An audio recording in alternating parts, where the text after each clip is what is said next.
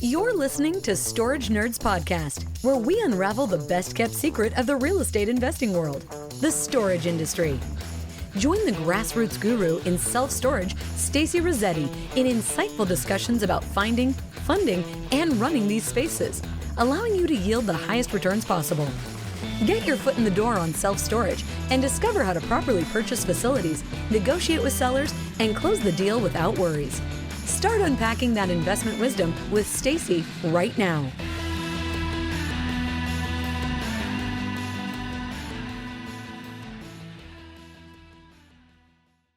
So what we're going to do today is we're going to talk about the Watertown, New York facility that we just got under contract. This is a very, very good deal. And I'm really hoping that I, find a buyer for this deal because I just really hate, I hate passing up deals. I really hate passing up deals. That's one of the reasons why I started my fund, right? The Self-Storage Fund of America is really there so that, I don't have to pass up any good deal, and then also this weekend, I'm just making everything bigger here, but also this weekend, I did for the students for Storage Nerds, I did a 2-day boot camp on how to fund deals, how to find private money, how to find investors, and how to creatively structure deals. It was all things funding and financing because there's so many different ways to fund a deal, but everybody always just thinks of one way, the bank, right? But the truth is banks right now, we have a very good deal actually in Oklahoma that one of our students is looking at, and he's talking to local banks, and the local banks are just being super picky, and the deal is a very good deal. It's on 3.5 acres. It's 100 doors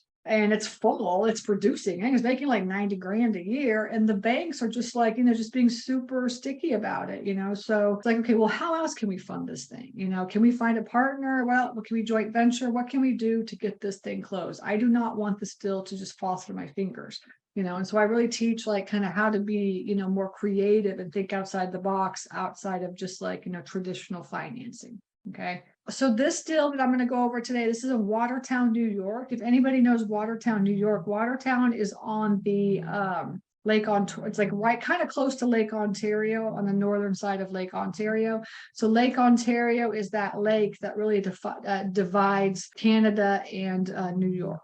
Okay, so I'm going to share the screen, kind of show you where it's at, and then we'll go over all of the information about the deal, and I'll show you how I put the deal together. I'll show you step-by-step processes is what we're going to do. Okay. All right, so let me share my screen. And if you have any questions, just post them into the chat. We'll go over them if I see it at the end of the session or during the session. Okay. All right. So here is Watertown. All right, I just Googled it, Watertown, New York. It looks like a really cute city, but and it's supposedly growing very fast. Let's see here. So here's Watertown. Here's Lake Ontario. Okay, here's Ottawa, and there's Toronto. Okay, and so this is kind of where it's located. And so upstate New York. And I talked to the owner, and I've been on Zoom many, many times with the owner. So our process is once we find an owner that's really willing to work with us and get an offer, I just hop on Zoom and I meet him, right? So obviously I live in Tallahassee, so I can't go just go hang out with the owner. So what we do is we do a lot of Zoom meetings with owners. And so this owner had never even been on Zoom before, but he was like, yeah, we'll hop on Zoom. So we helped him figure it out. We got on Zoom, talked to him about this facility, and he told us all about it. So I'm going to share that with you here in just a second. And after talking to him on Zoom, the first time, he was like, yeah, I think he's like, yeah, I think I'll sell it to you guys. It's okay, we can do that. So really meeting with if you cannot meet with the owner in person, which is really obviously the best way to go about doing something, then the second best way is just to hop on Zoom.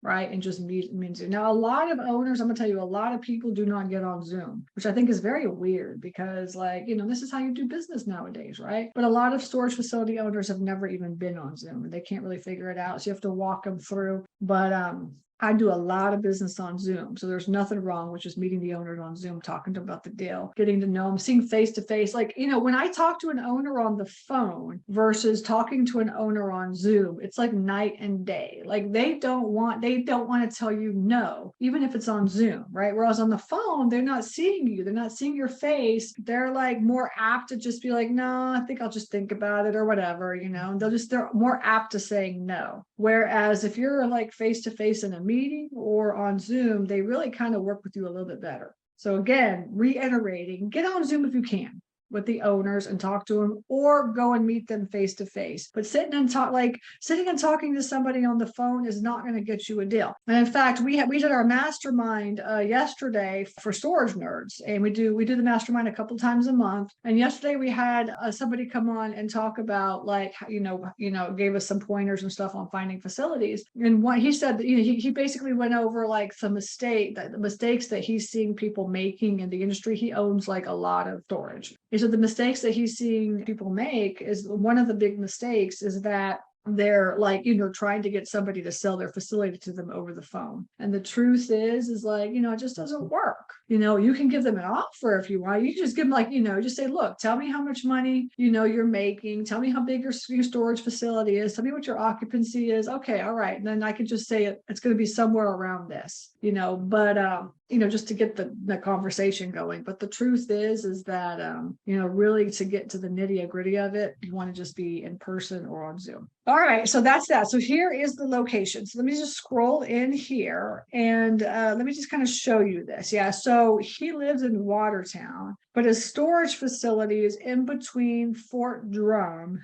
and Watertown. And what's the population of Watertown? Actually, I think we have it in the sheet. But hey, Watertown, New York population is 25. There's almost 25,000 people. It's steady. I mean, it's kind of just steady is what it is. So it's it's a good tertiary market facility, right? The tertiary market area, right? Now, if I go back to Google Maps, you can see that, Watertown is near Fort Drum. He said that, most of his tenants, I would say 50% of his tenants are military, because his facility is actually kind of like in between Watertown and Fort Drum. And I can't remember where it's at. And he said that a lot of military people rent from him. And so he gives a discount for military as well, too. I think that's like 10 or 20%. I can't remember what it is. But he gives a discount for military, so like, you want to keep that in mind, that being near a military base is really not a bad thing, honestly, because people are coming and going and relocating and stuff like this. So a lot of times they have to put their stuff in storage. Okay.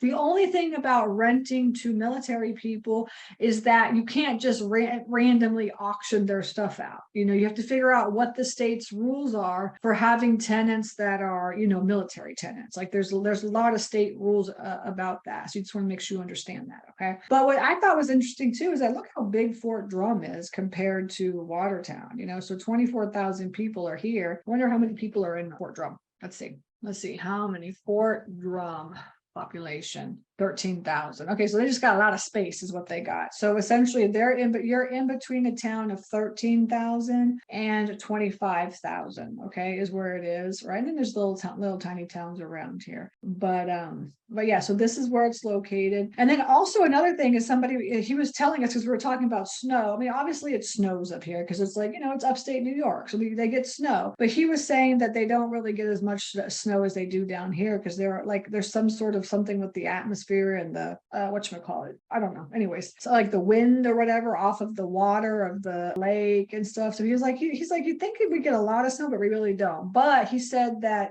during the winter, he does snowplow probably like throughout the whole winter, this past winter, because he does it himself, right? Because he lives like right in that area. So he said that last winter he probably went like between 20 and 25 times to snowplow the facility. So you just have to know that in this area it's going to cost some money to snowplow. Right now, it's just like the same thing like down where we have in Georgia, all of our facilities in Georgia, we got a lot of grass. So we may not be snow plowing, but we are mowing, right? So you've got the expense. It's just part of the expense. And you just make sure that, you can afford it. And then we were asking, well, how much is it going to cost us to snow plow this thing? And he said about $5,000 a year is what it's going to cost. That was what his guess was. So it's not really too bad because, if you think about it, we're paying like anywhere from $200 to $300. I would say probably probably around $300 a month, I would say, to get our properties mowed every month, right? Like twice a month. And it's costing us probably about 150. Sometimes we have one that's costing us a couple $100 because there's a lot of grass and stuff, but typically $150 every time somebody goes out to mow the lawn, clean it up and stuff. That's like $300 a month. So that's $3,600 a month. So it's kind of like the same thing. I think snow plowing is going to be the same thing as mowing. Okay. All right. So that's my 2 cents on that. Okay. So now let me just go into the folder. Okay. So now the way that I teach my students, I'm teaching you guys is that, you need to use some sort of like an online way to store your documents and stuff, because the truth is that all the information that you need in order to make a decision on whether or not the deal is a good deal is the same exact information that your lender's going to need if you need to get financing for the deal. And also if you're wholesaling deal, it's the same exact information that your buyer's going to need, right? So we're essentially wholesaling this deal is what we're doing. And so, but all this information that you see in this folder, I mean, every folder here is everything that I need to know in order to make a decision on whether or not it's a good deal. Okay. Now, so, that means that you need to have deal analysis, right? The deal, looking at the numbers and seeing that, the numbers are good. That's like a big part of it. But the truth of the matter is that there's just so much more to looking at a deal. Like I get emailed almost, I definitely on a weekly basis, but almost like, every couple of days, I'll just get some random person that's like, hey, here's this address. Is it a good deal, or whatever. And I'm like, it don't work like that, buddy. You have to really analyze the deal in order to know if it's a good one or not, so now you can do some quick calculations, right? I know typically how much everything costs, but, I can get a good idea on what it's going to cost based on how much income they have. And then like what the square footage is. But the truth is that looking at the overall picture is really going to help you decide if it's a good deal or not, right? So like looking at your 3, 5, and 10 mile radius populations, you saw me pulling up population. Population is a key point in determining the factor on what the price of the facility is going to be and what the cap rate of the facility is going to be, right? So we need to know population. So this is a very important thing to me. And I'm asking my students all the time and my virtual assistants, what's the population of this town? So that I can get an idea. Is it a tertiary market? Is it a secondary market? Or is it a primary market? Right. And then based on the type of facility that it is going to determine what your cap rate is. Okay, so that's why we have the population here. And then we also have the competition. All of the competition within a certain radius is going into this folder because you need to really, you do a competitive analysis, because the competitive analysis, what it does is it gives you an idea of what the opportunity of the deal could be. Okay, so if you're not looking at your competition, how are you know what you're going to be able to get your rates to? How are you going to know what your competition is doing? What cells are they doing? Do they use dynamic pricing or not? I mean, are they mom and pop? Are they not mom and, are they not, So really understanding competition. And I tell my students all the time, like driving for storage equals market research. So getting out and really looking at the types of facilities that are in the areas that you're interested in is really going to educate you. Really understanding what your competition looks like is really going to educate you and help you make a better analysis of your data. As we have competition, we also have the county info. The county info is like your property report card. Okay, this is what it's called. It's called property report card. And you just go to the county site and you can pull up the property report card of every single property out there. And they'll give you what the taxes are, what the square footage is, what the acreage is, what the history, the sales history. It's really like everything that's ever happened to this property since it's built is inside your county website. And that is called the property report card. Okay. And then we have the deal analyzer, and I'll show you that here. That's running the deal analysis. We have the demographics, right? So what's the household income? What does the area look like? Is it low income, high, middle? What is the demographics? So we're looking at that as well too. Who's going to be renting? Is it all military? Is it going to be a lot of military or not a lot of military? So that's demographics. And then the documents from the owner is like, okay, now, because we have this one under contract. So did we get tax tax returns? Did we get any, reports from any of the softwares that they use? Did we get financials? Did we get P&Ls and balance sheets or whatever it is? And I'll show you what we got from the owner. But this is where we just kind of, once we get it under contract, we start getting all that information and then we just go through it. Okay. Now, the executive summary, this is a report where you put together, and it's like a couple of pages and it gives you a synopsis. In fact, everything from every single folder is put into the executive summary. So then that way, the person that looks at this deal, whether it's me or like the buyer or a student or whoever it is, just opens up the executive summary and everything that you need is right there. And so that way you don't have to go through every single one of the folders to see what the deal's about. All right. Okay. Financials are here from the owner. The map, street view, and facility is all there, right? So you can see pictures of it, just like I showed you on Google Maps. The offer letter is here, what we offered the owner. And then the purchase and sell contract is here as well too, what we got it under contract for, and then Regrid. Right. And Regrid is basically a site that you can use. It's free and it's a parcel data, right, is what it is. And so like you can just, you can search your address or whatever it is that you want to go to the map, search the address, and it will give you a lot of it's kind of like a property report card is what it is, but it doesn't give, you can see like it's always trying to like upgrade you. So it's like there's a free version of it that gives you so much data, but it's not going to give you all the data you need, but it does give you the boundaries and it gives you things like this. Okay. So that is Regrid. Right? So we use Regrid quite often just because it's free, and I've never upgraded. We use other software to find anything else that we can't find. All right, so that's all the folder. So you can see everything that I'm showing you here is exactly what you're going to need in order to make a decision on whether or not it's a good deal or not.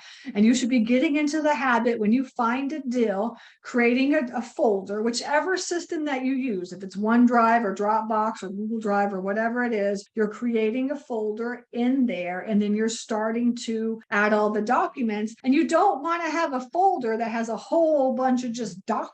And this really pisses me off when people send me this stuff. Like they'll send me a Google Drive folder and they'll be like all these kinds of documents and they're not even named properly. So I have no idea what they are and have to open up every single folder to see. Y'all been through this too, right? Y'all understand what I'm talking about, right? But it's just like totally annoying to me. So what we do is we make sure that every single folder is named properly, and exactly what the folder is saying is what's going to be in there. And then so when you open it up, right, you'll be able to see, the names of the documents as well too. So it's not some JDPFQT 64-3 or whatever, right? Because I see that and some people send me documents. I'm like, what's this? Okay, so this is Regrid. You can see on Regrid, this is the property. So the property itself, look at that, it's on 10 acres. You get to buy 10 acres when you buy this property. And the storage facility itself is right here. And it's 200 and I think it's like 230 doors. I can't remember. There's a lot of doors. There's a big facility. And then he's also got parking right here as well too. And there's plenty of parking. There's space to do even more parking.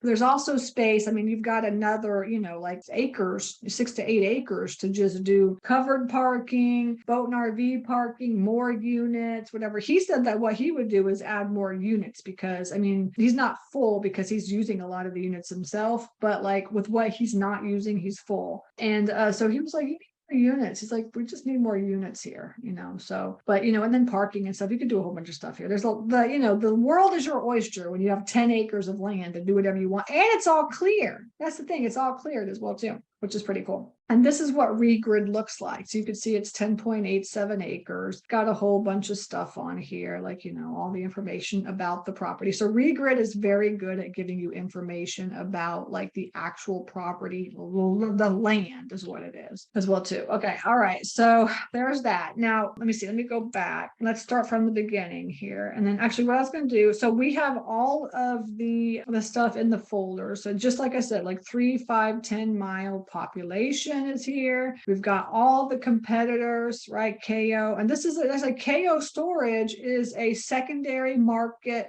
player that buys a lot of storage in secondary markets. And you could see they're his competitors. He's got like some bigger players. And he said that KO has asked to buy it, but he never sold it to him because he really wanted he wanted a mom and pop to come and buy this thing is what he wanted. So that's why he never sold it to him.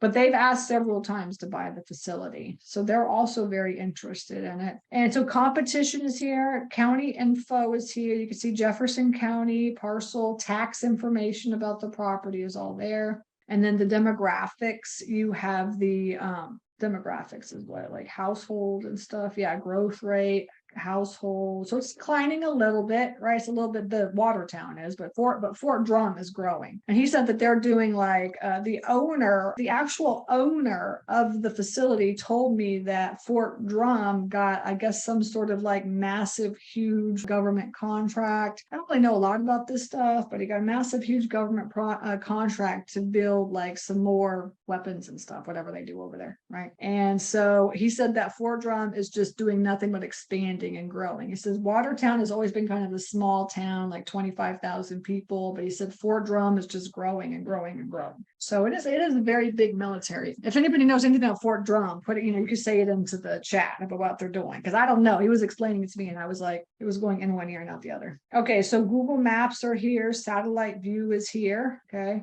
and hopefully, yeah. Okay. The only thing you should be seeing is the Google Drive folder. So I apologize if that's it. All right. We're looking at the Google Drive folder. That's what we're doing. All right. Just making sure. Okay. So let me see. Executive summary. This is what I'm opening up. Everybody should see the executive summary right now. Is that what everybody's seeing? All right. I didn't show any map. I guess I didn't really show any map. So I think you should be just seeing Google Drive folder stuff. Okay, all right. Can everybody say yes or no? You can see the executive summary. Okay, got it. Okay, so this is the executive summary, right? And this is the information about the facility. So you can see here that it's like 233 units. And it's, let's see what else. It's it's 30,000 square feet. Right, 10 acres, and it's got 11,000 in property taxes. It's got the utilities is about $1,400. Insurance is $2,700. Income is $181,000. Indoor storage is $166,000. The outdoor storage is $1,400. Okay, vacancy rate is 40%. All right. And the reason it's vacant at 40% is he has like 12 units that are his. That's why. And he uses in the outdoor storage as well too, or he's using like half of them for his stuff. He will have, once we close on the facility, he will have all that cleaned out and he's going to move it over to his property and stuff. So he'll have all that. So really, when I show you the numbers on this facility, he's full with the units that he has available, but the units that he can't rent out are the ones that we're considering vacant. Okay, so that's how it's working. Okay, and because he has a lot of units that he cannot rent out himself, it's almost it's one whole building of units, but it's kind of sporadic everywhere. But it's like one building of units that he cannot rent out because all his stuff is in it. And actually, the truth is this is like very typical, right? Like when you talk to owners, they're gonna have like, we bought one facility up North Georgia, and he had like 10 units full of just like crap or whatever. So this is very typical. So you just have to get them to, to get that stuff out. You can't say, oh, just keep your stuff there, it's fine or whatever, because that's like money, in your pocket, right? So you want to get that, right? Okay, so all right, so this is the facility itself. So now you can see the facility. This is what it looks like. This is just the facility. Remember, it's on 10 acres. All right, Watertown has about 24,000 people in it. In a 3-mile radius, there's 18, and a 5-mile there's 51, and a 10-mile there's 71,000. So as I said, with Fort Drum and all the little towns in between Watertown and Fort Drum, it's quite a big population of people. And there is storage for other storage facilities there. Okay, but Watertown itself is just like one of those towns in New York that just never, it's just like always the same. Like it doesn't go down, it doesn't go up. It's just a stable town that people live in. It's a lot of, people that, their family, everybody just stays there. They don't leave, He said he's been there his whole life. He's never left. He said a lot of people are like this. Okay, so that's where it's at. So here's the map. So everybody should be able to see the map now, see where it's located. You can always just go and Google it too as well too. Just get onto Google and Google Watertown and you will see what I'm talking about. Okay. And let's see what else. So here's the map of where it's located. Okay. So here is the borders. This is the border. I think I showed you this on Regrid, but this is the 10 acres, right? So lots of room to expand and grow, there. You can do whatever you want. The world is your oyster, right? And that's what it looks like from afar. Here's the border. This is from Regrid. Okay. Here's the facilities, right? So this is what it looks like. It's a very nice looking facility, honestly. Very clean cut. And this is kind of what it looks like. This is it. Okay. And here's the parking and stuff. All right. This is from the county, right? Remember I told you can go in and you can get the county information. And here's the competition, right? Here's all the competitors. Here's ours right here. So you see here's Watertown and here's Fort Drum up here, okay? And he's in between. He's right in the middle between both. It's a very, very good location. As you can see, like there's no other storage facilities in the area, right? There's some in like KO is in Fort Drum and there's a KO in Watertown, but there's nothing like in between. Okay. Put your thoughts, like when I go through this, put your thoughts into the chat too, so I can see. I'll pull the chat up. Let me just put it over here. Okay, good. Let me see here. Yeah. So in chat, just put your thoughts, so I have the chat up now, so I won't miss any of your messages. All right. And then here's KO. Looks exactly the same, except for it's fenced in. So his is not fenced in. Right. So eventually, maybe you don't want to do that, get it all fenced in. But he never fenced it in. This is Watertown Patriot, looking kind of rough there, right? And this is like something I would buy right here is this one. And then here's KO again, looking good. KO, what they did is they bought this facility and then they came in, they put gravel down, they cleaned it up, power washed it, and that's what they did. And it's exactly what we do. Here's a Watertown. This is all brick, concrete brick. This is a nice facility. Here's another Watertown, U-Store of Watertown. They didn't put gravel down. They're just like, oh, looks good. Looks fine to me. And then here's the storehouse, looking good. Nice. And they have really nice facilities, in this area. Okay. And then we have the unit mix and the competition, right? Look at all the different size unit mixes he has, right? So he's got a lot of unit mixes. He's got a lot of sizes, you can see, from small to big. And also another thing that he told me too is his facility is one of those where you could switch the size. Like if you see that one size is being needed, you could go and you could change the walls and move the walls around and stuff like this. Okay. And let me see here. And then here's his current rate. So you could see that he's at 79 cents a square foot, right? If he was full, this is where he would be, okay, with all his unit rates. And he's also right at what the competition is at, right? So he's at the same price. You can see competition here as where the where the competitors are at. So you can't go in and raise rates. I mean, maybe later down the road you could increase the rate by $5 or $10 or something like that, because you always want to be increasing your rates anyways, like 5% every 6 to 9,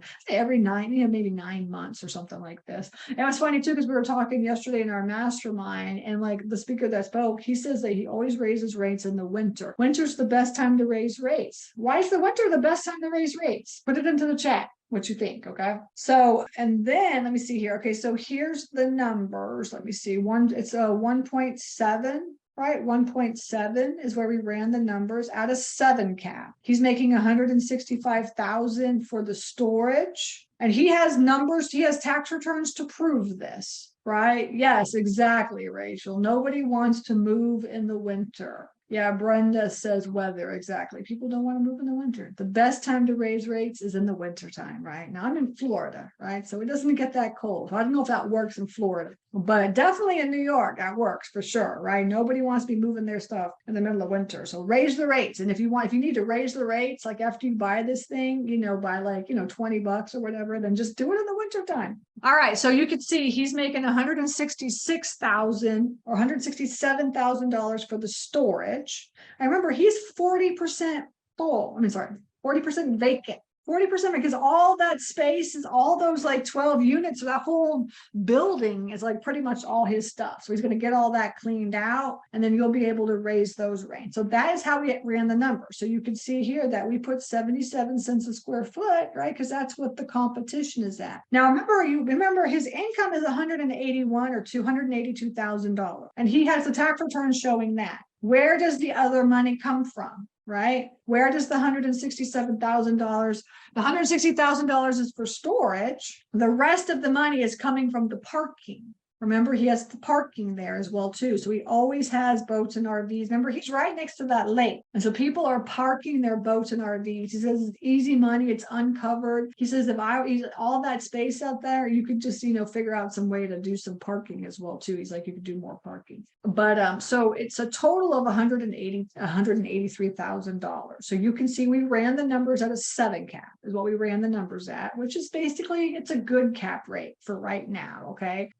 And it's a secondary market cap rate. That's a very nice facility. And so we came up with 1.7 as, the price of the facility based on the numbers that he gave us. And he accepted that offer at 1.7. Right. So now you can see that it's 40% vacant. So what that means is that you're going to have to, the way you're going to make the money on the property as is right now is by getting all his stuff out and then leasing all that up first. So phase 1 is to get it from 40% to 8%, right? So you can see we're doing current to potential, right? So you can see he should be making around $250,000 a year. If he actually got all his crap out, he'd be making $250,000 a year, all right? So the valuation at $250,000 comes out to 2.9, almost $3 million just for the property. So you're getting a you're getting a $3 million property for $1.7 million. It's a very, very good deal. And then on top of that, you have all of the extra land to add stuff on. If you added, another, 100 units and some parking, I mean, the world is your oyster, honestly, in this area. Okay. And so this, we did not run the numbers adding units and things like that, because I just wanted to show everybody that, just by getting the occupancy, to where it should be, the value of this property is very high. We talked about plowing. He plows everything himself. He said last year he had to plow between 20 and 25 times the facility, and it doesn't cost him anything because he does it himself, right? But he said it's probably going to cost around $5,000 for the winter season to do all the plowing that is needed. Okay. But then I also compared that plowing to all the grass. If you actually just had the whole thing lawn, you'd have to mow it anyways, right? So, but we put the expenses in. You could see here's property maintenance, $25,000. Right, $7,400 for staffing, $10,000, $11,000 for the software and merchant fees, and $3,000 a year for marketing. Okay, so all those expenses are here. Okay, and then also property taxes, utilities, and insurance. Okay, so that's it. All right, let me go back. Everybody should now see let's see what else, the deal analyzer. Let's see the demographics, the documents from the owners, the financials. Let's see what he sent us. Okay, no financials in this one yet, but I think this one is supposed to be, let's go to documents from owner. Okay, so this is what he sent us. He sent us the management summary as of the end of last year, right? With what, all what you can see the total income right here per year was $181,000. All right. And, sales, occupancy, you can see his occupancy. You can see all his rent roll is here from his units. What he's charging is all here. This is pulled. He uses ESS is what he uses. So Easy Storage Solutions. And he just pulled the management.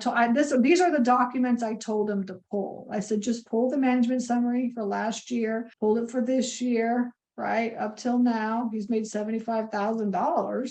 And all his fees and extra income that he's gotten in, his occupancy. All right, here's his yearly revenues for 2022. You could see how much he collected, how many fees, what fees he made, etc.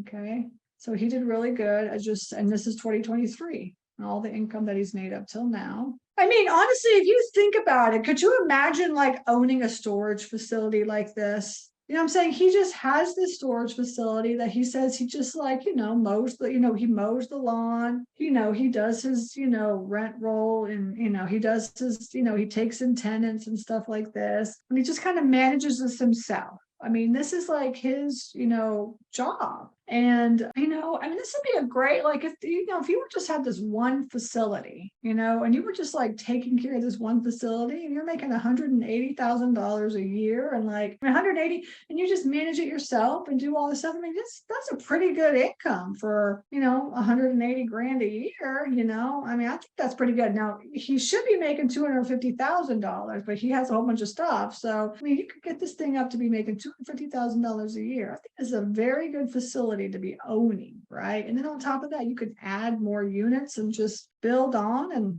lease that up. Here's all this is his rent roll. This is all his tenants and stuff and what they're paying.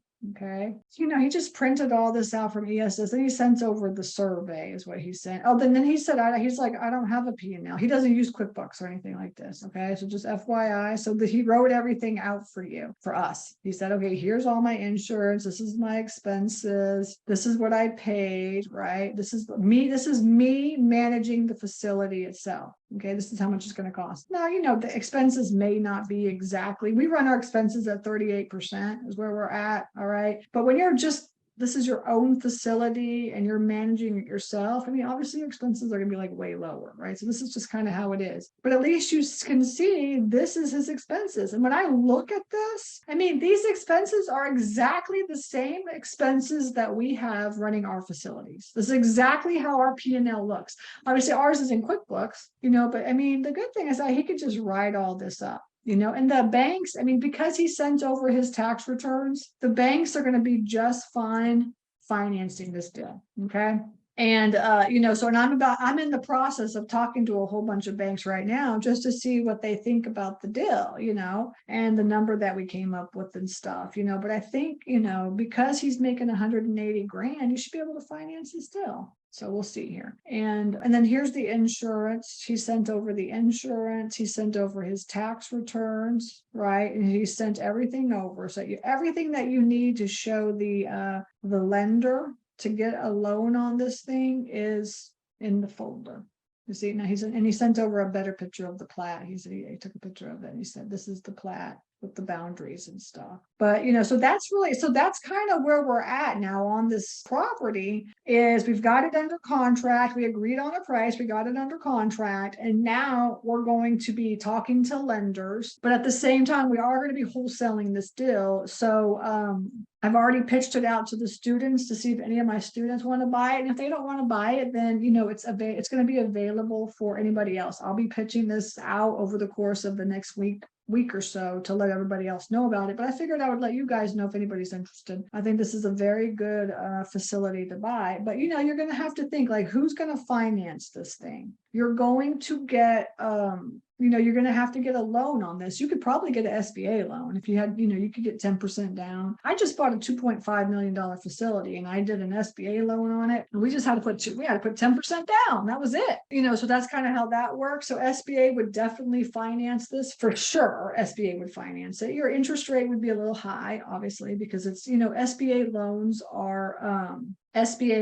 are, prime plus one typically, but just as long as you could pay the mortgage. And actually what you could do is you could talk to your lenders about doing interest only payments for the first like 6 months or something like this. You could do a conventional loan, right? A conventional loan is going to be like 25% down and roughly around 6.5% interest. Okay. So let me just, for the last couple of minutes, I have it under contract for 1.7, Mike, and then I'll wholesale the deal for, I don't know what price actually, just give me an offer. And then, we could always work it out. Honestly, I'll talk to anybody about working out deals because I partner, I do all kinds of stuff, so I just want to get the deal done. I do not like property slipping through my fingers. That's what I don't like. If it's a good deal, let's try to work out and get the deal done. Okay. Just email me if you're interested in this deal. You just have to email questions@stacyrossetti.com. Okay. And then we can just hop on Zoom and go over the deal and then, see if we can work together. And I am going to be talking to a whole bunch of lenders. I'm sending this out to lenders now this week, and they're going to look at it and see, I'll just see what they say as well too. But also the person that's interested in buying it, they should be looking for lenders as well too. Because not every lender is equal, right? Every lender is completely different. There's not one lender that's the same. So make sure you're always, talking to lenders. Okay. So, and then I was going to just real quick, I was going to share the deal analyzer with you so you guys could see this here. Okay. So, like this is us. Let me see. This is too much. Yeah, here. Okay. That's looking good. Can y'all see the deal analyzer? Please tell me y'all can see the deal analyzer. Just put yes in the chat. Somebody say yes. Thank you, Rachel. Okay. All right. So this is the same exact deal analyzer. We're just running numbers at different prices and stuff, but you could see 166, 992. And I want to show you on the deal analyzer. Somebody asked, do I have a free deal analyzer? The answer is no. I'm not going to give you a free deal analyzer. This deal analyzer, I sell this deal analyzer, but this deal analyzer costs me a lot of money to put together. All right. So no, I'm teaching for free, but if you want my deal analyzer, you have to pay for it. Okay. It's a couple $100. Not that big of a deal. And I give you training videos to go along with it. Unless you want to be a student, and then you get it for free if you join my coaching program. But I wanted to show you all the valuation current, potential, and after update. So we run our numbers based on what is it as is, what is it like if we get it from 40% to 10, to 10% vacancy, and what is it if we add on units. So I kind of want to play around with that and just show you, like in my mind, how I'm thinking about this deal. Okay, so you can see here that the valuation current, we have the parking at 14,000. He's making $14,400 a year is what he's making for parking. And, and so we just left that number the same. Like we did not put it like we can increase rates. We didn't add any more units for parking or anything like that yet. If I wanted to add more parking here or increase the rates, I would be changing it under after updates. After updates means like, okay, I'm going to go out there and I'm going to figure out how to put some more parking on this facility is what I'm going to do. Right. And that can add more spaces and stuff. And then, you're going to be making more money here. But you can see that as is right now, if we can get this facility, remember the price is the same. The price per square foot is the same, right? Because the competition is the same. He's at the same price as the competition. The only thing is that he's 40% vacant. And we want to get it to 8% vacant, right? So you can see here that we need to this is our opportunity right here. This is the opportunity, which looks like this. Its potential rents are $276,000 for the storage. The boat and RV is like $14,000. So, excuse me. So it's a total of $291,000 minus the vacancy of $22,000. Right? Because it's going to be at 10% vacant. It's not always, you're never ever full. If you are full, then you're not charging enough. All right. You should never ever be like, if you talk to an owner, he's like, I'm full. I'm 1%. I never ever, that means he's not charging enough. Okay. You always want to be around 8 to 10%, maybe even sometimes 15% vacant, depending on which market you're in. Okay. All right. So the effective gross income is $269,000. We're running our numbers at $60,000 a year to manage this property, right? Which comes out to almost 40%. We're at 30%. I'm sorry, 38% for our expenses. That includes, property taxes and insurance as well too, right? So all in 38%. And the national average, we talked about this yesterday in the mastermind, is anywhere from 35 to 42% or something.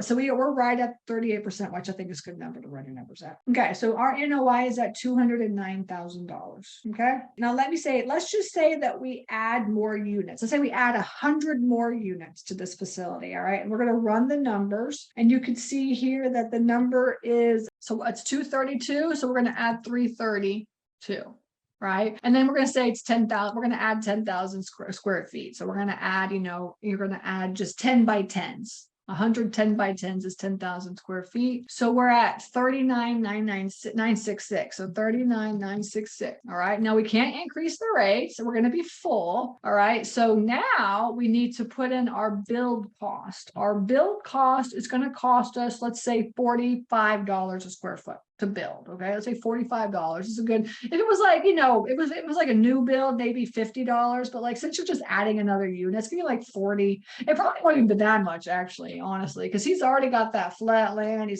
might want to pour some asphalt. It probably won't even be that much. Let's just say that we run it at $40. So 40 times 100 is $400,000. We'll just put that. I think it's a good number. Okay. So I added that in. So you could see now that if I added 100 units to this property, all right, that's probably another 2 buildings, okay? And you just get rid of the parking and you could just add 2 buildings right there. He said there's plenty of space to add a couple of buildings right there. We would be at $339,000 plus the parking. We could just take this out. Actually, we'll just say, look, okay, we're going to take out of the parking and we're going to just only add 2 more buildings on that space right there. Okay, that's what we're gonna do. So now we're at just $339,000, and the valuation of our property is $3.9 million, right? So by spending $400,000, you're getting a $1.7 million facility plus like 1.7 plus 4, right? It was what 2.3? So $2.3 million, and you'll make $3.9 million when you sell it and get it full. Okay, so adding more units is very good, and you're gonna come in. You have way more space to do more. You could do covered parking, boat and RV parking. There's just the world is your oyster at this place, right? But I think, just playing around with that really kind of shows how amazing this deal is. This is a very, very good deal, and I hope somebody buys this thing. Okay, all right, that's my 2 cents, and I'm sticking with it. Okay, hang on, let's do some quick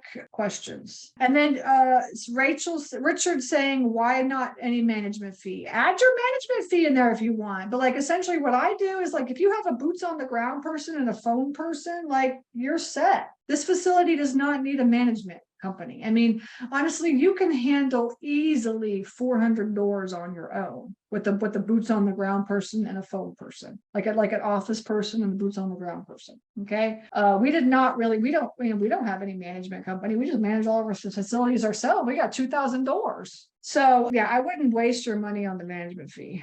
Oh, you don't want to have you don't want to have on-site property manager. So he does not have on-site property manager, and you do not need an on-site property manager. You just need a boots on the ground person to go out there once a week, maybe twice a week, and just clean up the facility, overlock, pick the trash up. This kind of stuff is what you need. This facility will be very easy to manage. Okay. All right, good. Okay. All right. So that's that deal. I'm going to be pitching this out next week as well, too. So I'm opening it up to anybody that's interested. All you have to do is email questions@stacyrossetti.com if you're interested in this deal. But time is of the essence, right? Because we have like 30 days of due diligence. That's it. All right. So, but if you think you're interested in this deal, just email me. I can share the folder with you. We can hop on Zoom, etc. Okay. Okay, good. Let me see. Let me just make sure. How are the boots on ground normally paid? Like, just with money, typically, you either pay them, we just like pay them through our bank account is what we do. We just do a wire. Our wires are free at our bank accounts. We just wire our money over. Actually, we just started using Paycom, but you're going to be paying them like, whatever the hourly rate is what it is. I mean, we pay $20 an hour to our boots on the ground people, but you just pay them whatever the hourly rate is up there. I would just check it and see what typical is, but it's typically around $20 an hour. Okay. Anybody else? And Richard's saying, why don't you want this deal? We literally just closed on 500 doors last month, like not even a month ago. And then on top of that, we're buying another 200 doors at the end of this month. And we have 3 other facilities under contract. Okay, so like I can't buy every facility. There's just no way. And this is all the way in New York, and we buy our stuff in the Southeast, so I can't buy every facility. We find facilities, we offer them to our students. If they don't want to buy them, then we'll offer it out to everybody else. Okay. And I don't know what the whole price, I just said, I don't know the wholesale price. Make an offer to me. The purchase price is 1.7. So you need to come up with something more than 1.7. But, I'm open to just working with anybody. There's no rules with me. I don't live in the circle. I live outside the circle. Okay. All right. Okay. I appreciate you guys are here hanging out with me. Don't forget the triad. The triad is the Wednesdays. The Wednesday webinar, the course, and the deal analyzer. If you get those, I'm going to tell you, you can do this. Okay. All right. I appreciate it. Y'all take care. Have a good week. Thank you for joining us for this episode of Storage Nerds. Hope this informative conversation inspired you to go out there and jump into this highly profitable business venture that people rarely talk about. Get more tips on storage space investing at www.stacyrossetti.com. Don't forget to subscribe to the show and leave a rating. Together, let's build that thriving passive income one storage space at a time. Until next time.